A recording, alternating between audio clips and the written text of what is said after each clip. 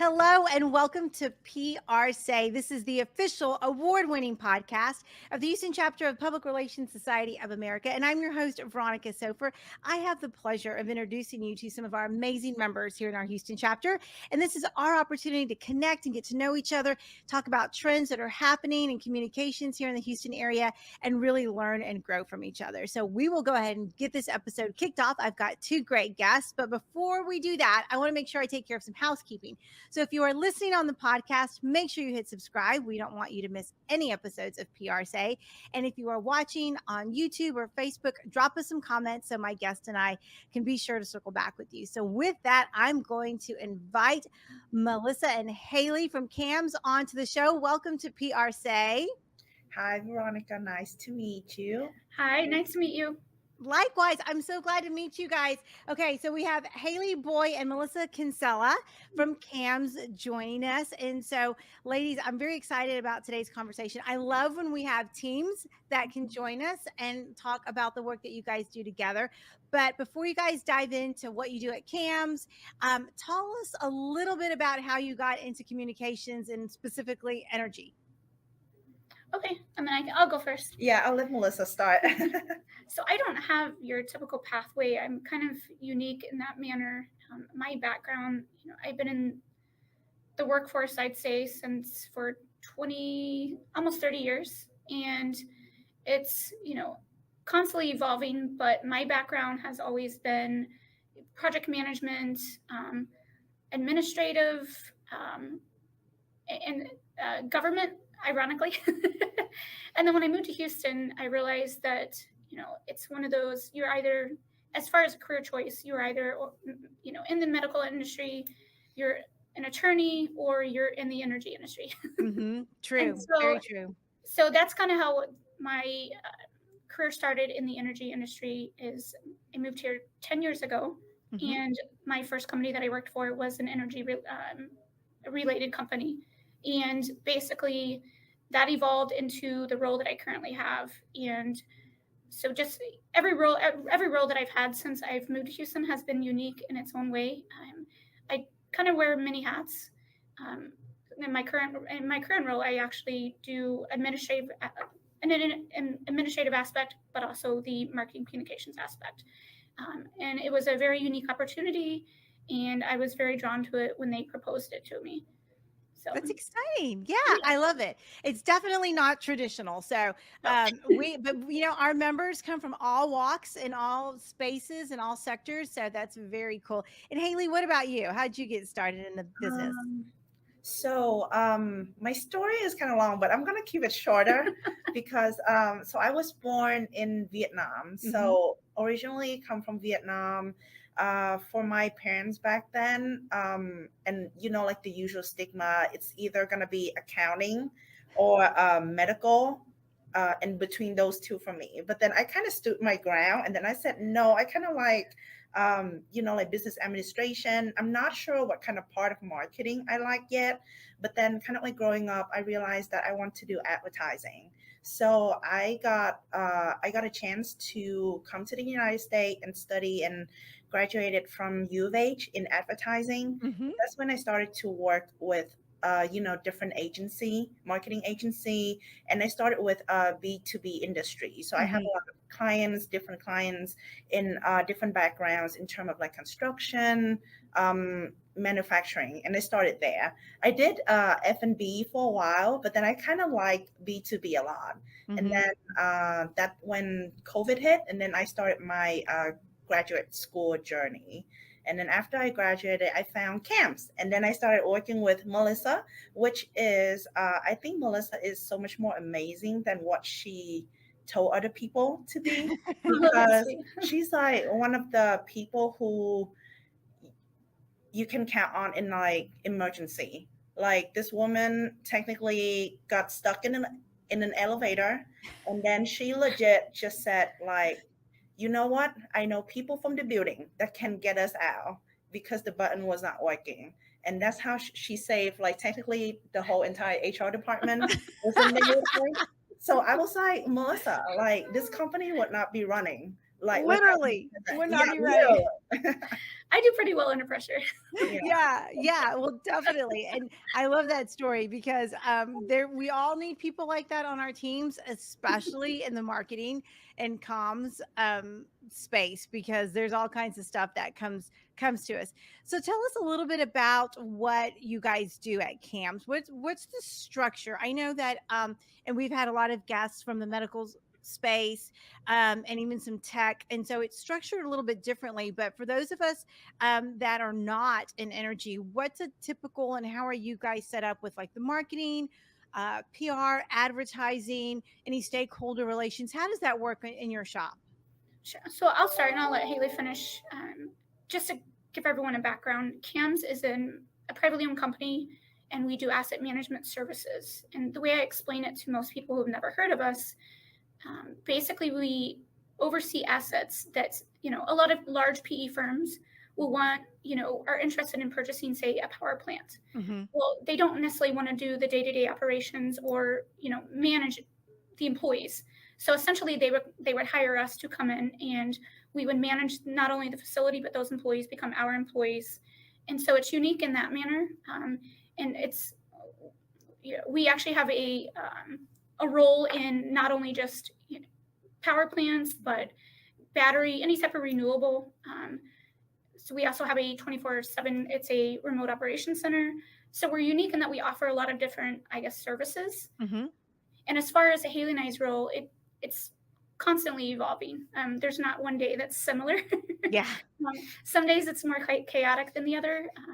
But generally speaking, I would say that a lot of our focus are on, pitching to potential clients, current clients, as far as, our role would be creating PowerPoint presentations for the business unit lead or creating, email blasts if some of our employees are planning to attend a conference, press releases, do a lot of social media posts just to promote CAMS in general. And that's kind of the, very superficial level. And I'll let Hailey talk more of her specific role and responsibility. So I would say most of what we do in terms of like communication and marketing, we try to kind of like maintain branding for CAMS to external and internal stakeholders as well. Mm-hmm. So either that is gonna be a marketing campaign on a search ad, or is it gonna be something that we push out on social media? Melissa usually deal mostly with the press releases and media relation aspect of our company. I am more kind of like a creative direction where I deal with a lot of like designing, creating the materials for the company to either portray our CAM services, since I think CAM services is, like they said, our greatest assets is like our people. So we offer a lot of niche and like various services in terms of like energy operations and facility. So it's kind of like you have to find like the perfect space in between of like promoting the company services, but also figure out what your target audience kind of like listening to and want in terms of like where are they heading to, conference wise, webinars, kind of like what the people in the industry are looking for, or our target audience are looking at. Yeah. And we don't have one specific target audience because we do offer so many different services. Like our HR group, we actually do a recruiting. We have a service called Staffing Solutions, where some of our recruiters will provide that as a service to a client, a current client or a potential client. We also do environmental consulting. We have an asset management service. We have a midstream service. So we're very unique in that manner. So our target audience is constantly changing. Yeah. Mm-hmm. And do you have to be mindful of what's happening in the community? Are there external factors that really play into what's happening? I know, people talk about, global type energy issues or local issues, but is in your role, do you have to also get down to that micro level, or do you guys really work at that big macro level when it comes to those kinds of big issues? Sure. I'd say both. We do have a lot of facilities throughout the U.S. and we have to be very cognizant of, there's potential for, some type of, God forbid, a crisis at one of the power plants, excuse me. So it changes. So I would definitely say both. Mm-hmm. Yeah, in terms of like from what I'm seeing, we try to keep up with the energy trends happening in the market. So for example, we are in kind of like a current transitions to like renewables energy. Mm-hmm. So and that is where kind of like the company also wanted to focus on this year, is to expand the group that we currently have.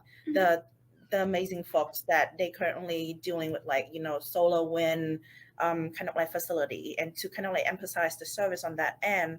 Or sometime me and Melissa have to work on kind of like what can we bring to the table in terms of like exposure for the group, so that maybe they can go to kind of like this and that conference and speak at those conferences, or we have to apply for like the industry awards to showcase our abilities or our achievement. Or recently, I think like one of our remote operation center, they did kind of like a very good case study in terms of like where they were able to manage kind of like zero downtime for one of the facility with completely remotely, with just our people power. So we thought that would be like one of the interesting case study to bring out to like the audience. And that focuses on, there was zero downtime for 48 hours with the remote operations center with this current freeze that Houston had. Sure. So that's something that we're very proud of. And another thing to add on to what Hailey had already said is there's a huge focus in our company for the ESG initiative. It's the environmental social governance, and we implemented it a few years ago, and we currently do a quarterly newsletter and an annual report. So there's a lot of focus on community aspect, volunteering, donations, and so forth. But there's also, a larger scale that we, focus on environmentally and the governance. So. Yeah. And that's strategic. And how do you strategically put that into your daily workload? Because you're right, you have to be considerate. I like, Hailey, how you talked about the different stakeholders. I mean, there's stakeholders at all levels, but you also have to maintain your brand identity, and you also have to make sure that you're aligned to your strategic goals and initiatives. How do you guys make sure that happens, at least in the work that you're doing on a day-to-day basis? Because my guess is that's a lot more complicated than it might be for maybe a tech company or a medical company, or maybe even a governmental entity. Yeah, I mean, I think it's constantly, and I can speak for myself, it's constantly in the back of my mind, just, because we've worked really hard in the last few years to ensure that we have the same, message being conveyed and all of our, online presence, or, any type of presentations that we create. It's always in the back of our mind to ensure that we're, adhering to those, because we have worked very hard in getting to that point. Yeah. Yeah. Well, that's exciting. And I'm so glad you guys can work together as a team and doing all of that. Do you have a larger team, or are you a 2-person shop? How are you set up? We technically have another individual. However, he's finishing up his degree, so he's only here part-time. Gotcha. For the most part, Yeah, well, it sounds like you guys do a lot for a small team. So what a mighty hefty lift. Well, ladies, I've enjoyed talking to you and learning about what you're doing over at CAMS. I'm fascinated by how you guys can incorporate the marketing and advertising aspects into your role there, especially in the energy space. So Melissa and Hailey, how can people connect with you? We know that we've got in-person events for our members, but not everybody can get to them all the time. So if people want to connect with you, how can they do that? You can go ahead. Oh, so I am currently a member of PRSA, so you will probably see me at some or most of the event of PRSA this year. And I'm trying to drag Melissa whenever I can. Great. But yeah, if I'm more than willing to connect with people, with like young professional out there who have like the similar background to me, or just simply for the purpose of connecting. I'm on LinkedIn under the name Hailey Boy, so you can find me on there. Great. And we'll make sure the link is in the show notes for sure. What about you, Melissa? And one of my goals this year is to attend more meetings in the future. We attended one at the end of the year in 2023. So that's one of the goals, is to be, more of a, in-person role versus more so, online. So I'm open to anything. my email, phone number, and or LinkedIn is perfectly fine with me as well. Great. That's awesome. Well, we look forward to seeing you guys at more events. I'm so glad we had an opportunity to talk. I love learning new things that are happening with our members, especially in the Houston area. And I just appreciate your time. Well, thank you. Thank you so much. This was great. Yes. Yeah. You bet. You bet. All right. With that, we're going to wrap up this episode of PRSay, the award-winning podcast for the Houston chapter of Public Relations Society of America. I'm your host and sponsor, Veronica Sofer, and I'm glad we all got an opportunity to talk to Hailey and Melissa over at CAMS. So be sure to check them out. Their contact information is in the show notes. If you are listening on the podcast, make sure you hit subscribe. And if you are watching on YouTube or Facebook, drop us some comments so we can connect. And with that, we will see you in our next episode.